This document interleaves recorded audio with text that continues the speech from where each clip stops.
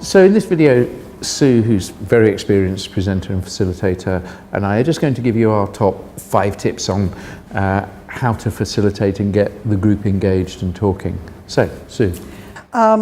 My first tip would be to use the question cards, which have very useful comments on the back from pathologists, members of the public, and other interested parties.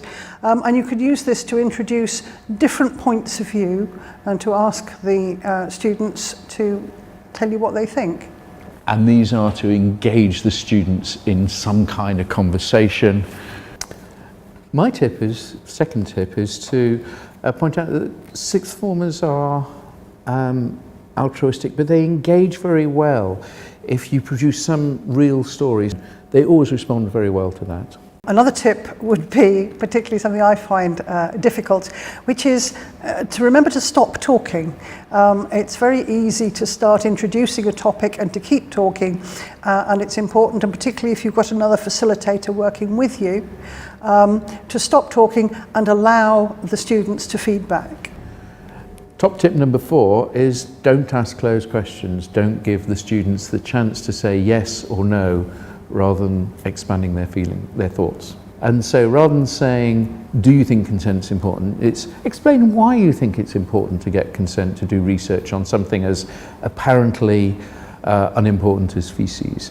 And they then have to stretch themselves to explain what is often just a gut feeling. I had a group that was a bit harder to talk to, but once obviously kind of prompted them slightly, they did get engaged in the conversation and start coming up with some really good answers, really. I think obviously there was some quiet students there, and sort of getting them talking always was a little bit going to be a bit more challenging, but when the conversation was rolling, much as Roxy was saying, it was good to hear their views.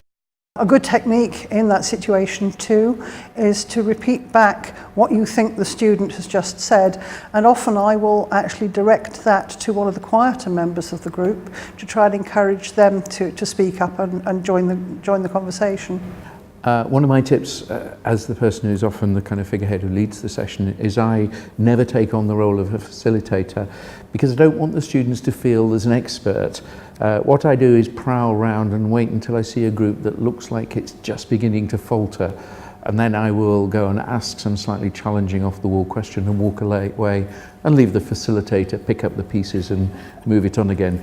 And I have the scars to prove how much Sue likes that. I think if it was for like a commercial,